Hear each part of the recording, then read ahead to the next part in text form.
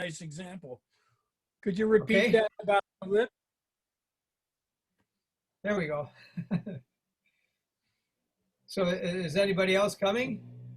I hope they do. Kathy is normally a little late. I don't know if Greg was off doing something, but we can certainly talk about what I was going to talk about. Um, you did the embouchure thing, so the thing I did on embouchure I don't really have to talk about unless someone else shows up. But I did a thing on sight reading, and there were a couple tips that really made a lot of sense that I've never thought of. And you're probably a good sight reader. I am not as good a sight reader, I'm not very good. but the couple tips they said, I go, whoa, I think that will really help. And so we'll give them just a couple minutes here. I Okay. sent them the link, and so you got on here, so the link's probably not the problem. Um, so No, we'll go on. I have boiled eggs for lunch.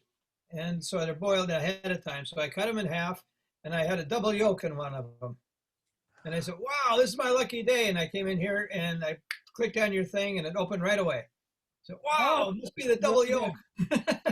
I got a thing of eggs from Trader Joe's, and all 12 of them were double yolk, Oh. Well, which right now, I would a thought lot was amazing. But if you're trying to watch your cholesterol, you probably want single yolks. But the double yolks were smaller, so you're probably getting about the same yellow. I like that word albumin, which is the white part of the eye and the white part of the egg, Oh, and yeah. that's kind of fun. I like this thing I found in the background when I was looking for sight reading. It said, "If you can read this, thank a music teacher." And I thought that I was like kind of it. fun. I So, just got new glasses last week, so this is very funny. very good. And I'm actually going to get music reading glasses. I talked to my eye doctor, and I have an old set of frames, which I don't care what the frames look like, but well, maybe I do in concert if they look really ugly, but Okay, I they're tell you, not too bad.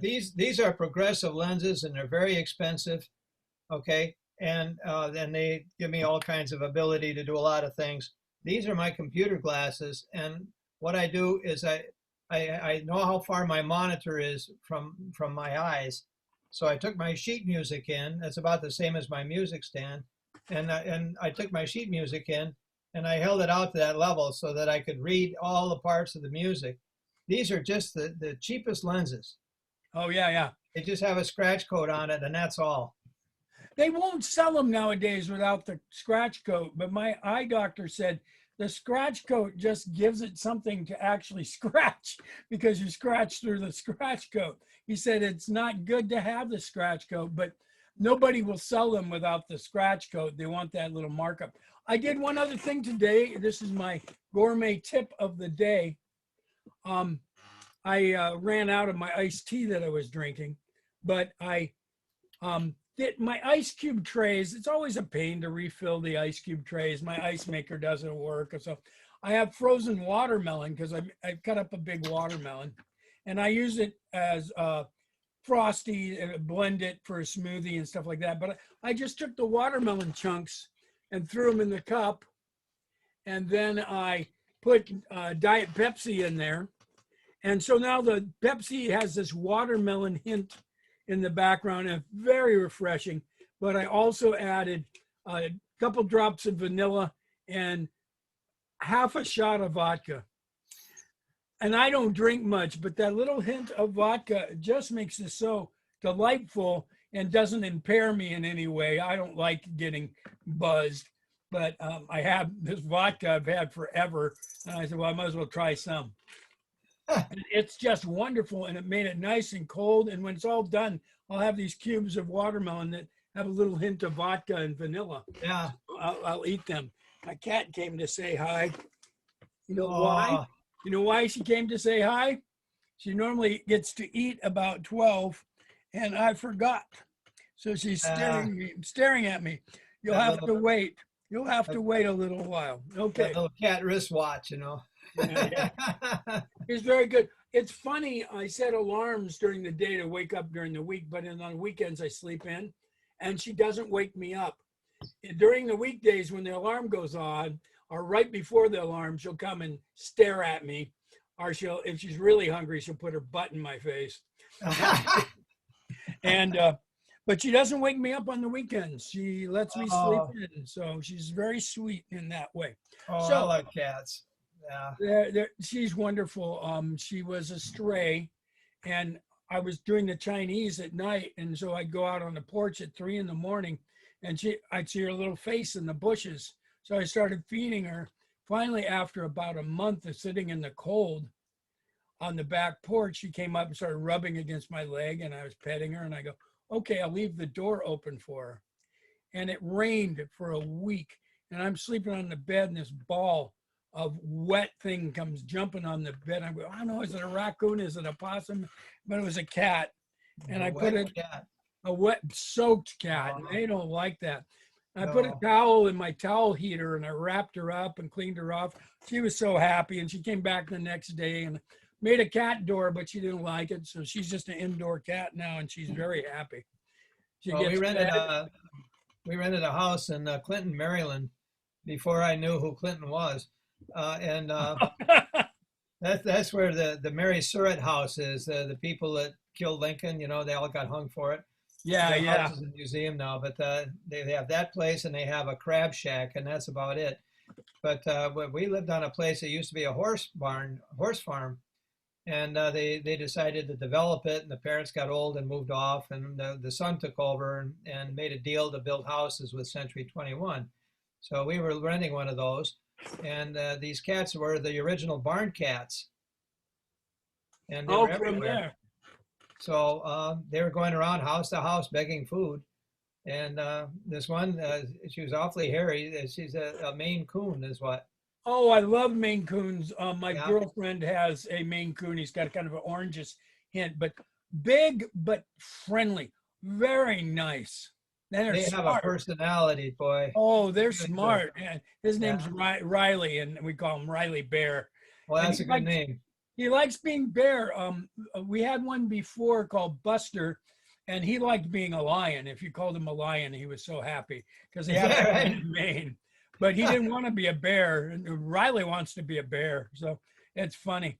Yeah, they're great. Maine Coons are just really nice, and Well, it took especially us a while before we got domesticated, but what did it was we brought her in one day to feed her. Usually, as soon as they're done eating, they want to go out. But we put her in the basement with a litter box, and then we shut the door. And I came down later. She hid under the stairs, under the storage area. But I came down later and I checked, and she used the litter box. And I said, "Hey, we got a winner." And it It's took a while. amazing that cats just know to use a litter box. Because this one, I put a litter box, the cat goes. I thought you had to train them. I'm used to dogs. I was No, more of a dog person, and then after the cat, I'm really very much a cat person. I yeah, still like dogs, but this cat, every yeah. night she comes and lays on my chest and sleeps for about 15 minutes and then goes trotting off to do something else. But she always wants to hang out with me, and I just Yeah. love her to Well, death, you they know. have their own language. Dogs have their language, and cats have their language. And fortunately, if we pay attention, we can learn it. It sounds like an alarm. Is that at your area? No. Well, it's not mine because turning it off doesn't turn it off. Oh, it did Maybe turn turn it it off. outdoors. So, okay. So what I was going to talk about with the sight reading one is I went online and I wanted to find a place online that did sight reading lessons for free. And so it said Sight Reading Factory, sight reading for free. So once I went there, they had like 6 little samples. Actually, I think there were 20 demos of sight reading, which was very basic. And then it said, oh, sign up for $35 a year. And I go, well, that's not really sight reading for free. I was very upset with them, and especially since they were so simplistic. And so I Googled sight reading and I found trumpetheadquarters.com. And if I share here and I go to trumpetheadquarters.com, and you can see that now, these gave me some tips for sight reading. And so really, one of the tips was to sight read a little daily. Yeah. And he said you should do it every day. It's just like regular reading. We think that we've learned to read and we don't have to practice it. But every day, just driving down the street, you're practicing your reading every day. If you turn on a news program, you're practicing your reading. If there's a commercial, you're practicing your reading. So I think it's like sight reading. We just don't do sight reading every day. Yeah. So I was thinking that you could pin up sight reading and just maybe a couple of lines of sight reading and tape it to your bathroom mirror. Now, they didn't say to do this, but if you tape it to your bathroom mirror, every time you go into the bathroom mirror that day, you practice that sight reading. And they said to concentrate on the rhythms and not the notes, because if you get the rhythms, that's the hard part. We know how to play the notes, but the rhythms are what you concentrate on. And so what they said about concentrating is that on those rhythms is that he found even with his students, if they do that just one lesson or one time, they improve dramatically. And it doesn't have to be done time after time. If you just at one time concentrate on the rhythms and then think about concentrating on the rhythms, then you're going to get better at sight reading very quickly. And I thought that was very interesting. So this sight reading daily, I think the mirror thing is very nice. I used to have a friend who had really big chest and biceps. And what he would do is every day when he went to the bathroom, he would go down on the floor and do 10 push-ups, all right? And so every day, if he goes to the bathroom 3 or 4 times, he's doing 20 push-ups a day.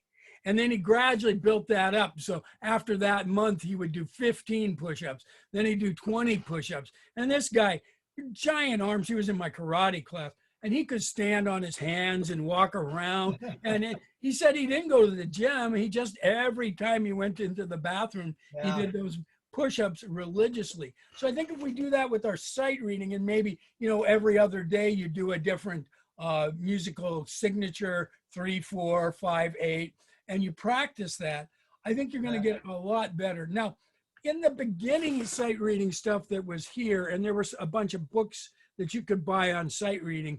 I have one somewhere that's just all this practice on sight reading, just note after note after note, which I think is actually really good. I think if you do that every day, you're going to get better at it. And I think I'm going to try the bathroom thing, and I probably won't do the push-ups. But one of my best friends got drafted, and he told me when he was in basic training, he had one guy in his company that always screwed up. He said he was just a screw up. He'd always say something, or he'd crack a joke and laugh when the sergeant didn't like it. And yell at everyone. He'd say, all right, give me 10. All right, give me 10. All right. He said, that guy was doing push-ups all the time. And he said, by the time they finished basic training, he said he had a really big chest. He had big shoulders. The only problem with that sort of thing, if you piss off the drill sergeant, then he makes everyone do push-ups. And that will teach you soon that everyone else getting mad at you is not a good idea. Well, there's different schools of leadership. I guess he got one that singled him out. Punished him. Well, that's nice.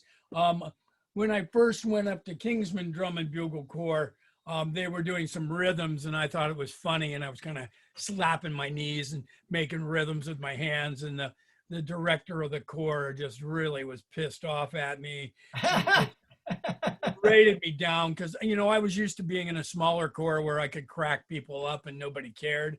Yeah. And so he said, well, from now on, instead of being a second, you're a third. And that taught me. Yeah. So I towed the line very quickly. But it was good because I would have been a good second, but they really needed a good solid third because the other thirds were not very good. And so I always thought that third music should be the rhythm, and the first music should be the counterpoint or other notes, because firsts can play music and read music and thirds don't. They just know the rhythms. And I think you could actually make the whole unit sound better if you did that. Now, the other thing, they say rhythm is king, and you focus on the rhythms, you're going to be much better off. And I thought that was really nice. Said to use a metronome. And although you don't normally have access to a metronome, it really helps you with the tempo. And you should start with a tempo that's about 86 beats per minute or something slower that is good for you, that isn't much of a, not as much of a challenge. Start with an easy thing like that. Now, the one other thing they said that I really liked was this 4-click count off. And he said that you should, with the metronome, listen for 8 beats and then count off 4 beats. Oh. Breathe on the 4th beat and then play on the 1st. It said what it does is it helps you set the rhythm in your head.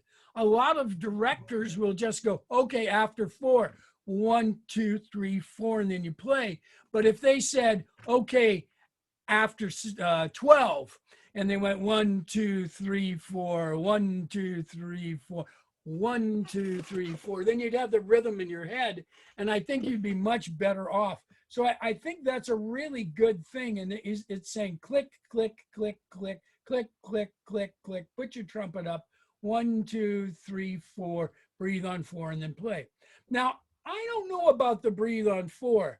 My feeling is if you've got 4 counts to breathe and get a really deep breath, unless you've practiced on 1 beat going and getting all the air you can, I really like to breathe in at least 2 counts. But if I have 4, I'll breathe in all 4. And then my next rest, if I have to take a quick breath because I only have a quarter note rest, then I will. But if I have 2 beats, 3 beats, 4 beats, I will take a deep breath.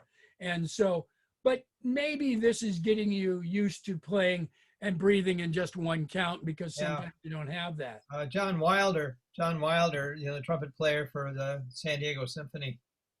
We did a couple things with him. He gave us some workshops. He said that's kind of the current, what they like is to take a fast breath.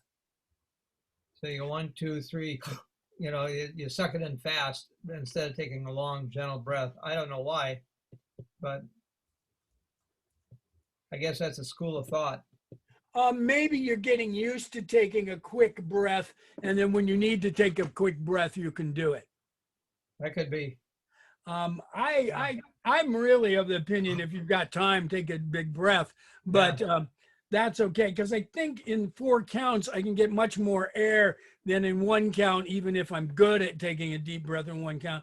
And I think with the 4 counts breathing in, I'm actually stretching my lungs a little more. Been doing a lot of lung exercises, and I think it's helping.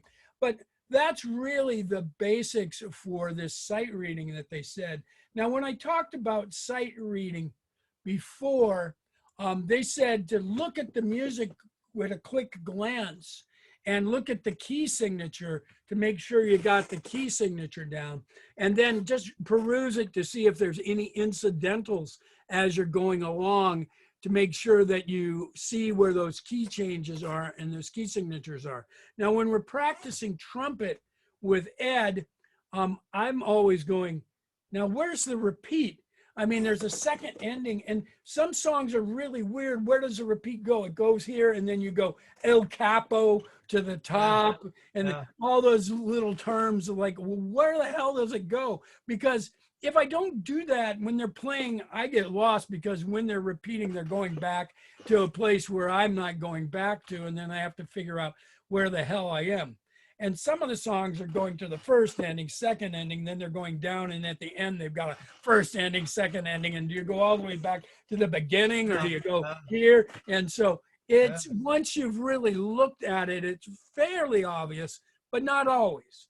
And so I'm always asking, and it might be annoying, but at least I'm getting the repeats correct now. And I think that makes a big difference to do that. I think with the sight reading to read, especially when you're playing different key signatures you're not used to play it slowly. And I'm really a big advocate of when you're practicing music, playing it very slowly so you get it right, so you're not practicing mistakes where you get to the B flat and play a natural, then I think it's much better. Then you can pick up the tempo and and you can play much better. Did you get to see my little video that I played? Yeah. Yeah, the little I jazz thought thing. it I turned like out it. pretty Yeah. nice. There were a couple little bit of cracks, but that was one take. I didn't want to do more takes. I just thought it was funny. I actually, with Freddie Mercury, he always wore kind of a garter on his arm, Yeah. and I got one, but I didn't zoom out far enough to see it, so Oh, that's fine. I was going, oh no, I didn't get to see the garter, and I paid a couple bucks for it, so I'm going. well, I like the sunglasses and hat. Yeah. So it worked out well. Yeah. So so that's really the lesson for the day.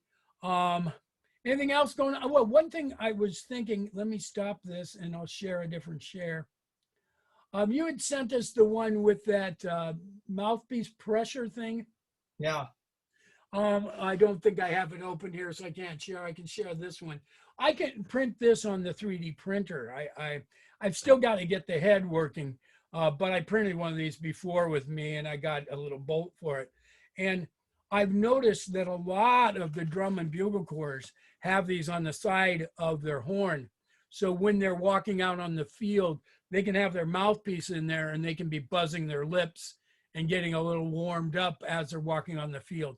And a lot Santa Clara and Indiana Crown. I definitely saw that in Blue Devils, which is a very big corps. They've won DCI national championship like 8, 9 times so far. So they obviously know a little bit about what they're doing.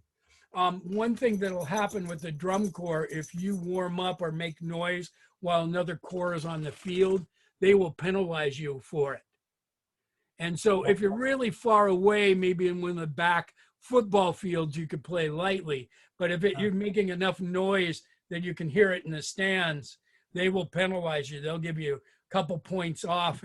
And the difference between 7th and 1st can be 2 points. And it really is a big ding. So this makes a good idea. Now, the one with the pressure where you can test to make sure you're not using a lot of pressure. I've been thinking about this for a long time, printing a plastic mouthpiece that has a bellows in the middle.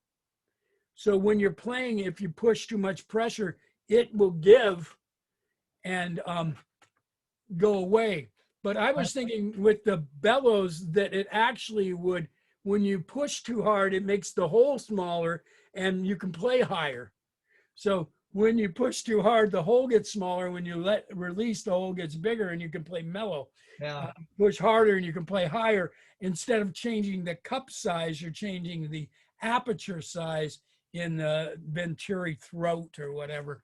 Yeah. And I think that'd be interesting. I'm just afraid that if you're doing it, it could wobble like this. Yeah. Yeah. So maybe it needs to have a sleeve on the outside. I thought that pressure mouthpiece was too expensive. Yeah, they're kind of pricey. $54. You would think you'd be able to manufacture something like that for 10 and then double the price, sell it for 20 or 25. If it was 20, I might buy one and try it, but 54, nah. Well, the price stopped me also, but I'm not a professional player, so it's not like, they'll pay for things that I find over the top. But well, I think and whether the advantage in it is that it when you put too much pressure in it, it actually cuts off all the air. But you don't do it in your horn. You do it you're just using your mouthpiece. I think it should be made for in your horn. So when you start, you could, but I wouldn't do it where it cuts the air off. It's just that when you're putting the pressure, maybe it cuts only part of the air off. Well, it's actually venting it. So when you put too much pressure in, and then you realize that the air's not going through, it's venting. You say, I'm putting too much pressure on. You back off so that, then it's more like what Brian says in his videos, about it. He said you should be able to have your hand in front of the mouthpiece and not feel the air come out. I'm thinking that. And I've been playing with very little pressure lately. Yeah. So just thinking about it, but I actually think you should have a device if you're putting too much pressure, it pushes your chin back. So if you're starting to put too much pressure, it actually pushes you back so that you can't put the pressure on it. Well, And there'd be your flat chin. See there, now I have a flat chin, or you could be Kirk Douglas with that dimple in the chin. dimple. I am Spartacus. I'm beautiful. Now, I'm Spartacus. No, I'm Spartacus. I'm sorry, your voice is too high to be Spartacus. Anyway, so that thank you for sending these things. And yeah, definitely the bigger drum corps, quite a few of them use these. And I've had people ask me, what are those? And I go, yeah, they're just so you can practice and play fairly silently without interrupting the other corps, because you don't want to get the points knocked off. And the advantage to it is when you're practicing with your mouthpiece and when you practice with your horn, it might be different. So this is where your horn actually is when you're playing, because it's right on the same mouth pipe. Yeah, and then yeah. you can do your valves and you can hold the horn and everything else. Yeah, you can hold the horn and do the valves and everything else. And it used to be when we were on the bus, we would actually sing the parts, but the instructor wanted us to move our fingers to match what you're singing. That's a good idea. And I thought that was interesting. And the drummers, if they didn't have their sticks, because they didn't like them banging on the bus because it really ruined the seats, they would just sing the part, but they would move their hands and they go, and the rim shot was always, and I love that. Yeah. And then the timpani players would go, doom, doom, doom, doom, triple, triple, boom. And they'd actually practice cranking Yeah. the timpani to the different note. I always thought that was so interesting with the timpani players. They'd do that and then they'd put their head down by the timpani, Yeah. and tap it to make sure it was the right note. They'd have a little guide on the side for the notes, but it was never really correct. Have you ever seen timpani sheet music? It No. says boom, boom, boom, boom, Oh. boom, boom. Oh, funny, funny. All right. Thank you very much for being here. And I will say good night. All right. Afternoon. Go feed your cat. Yeah, she's still waiting here patiently. Oh, poor She's a little good guy. girl.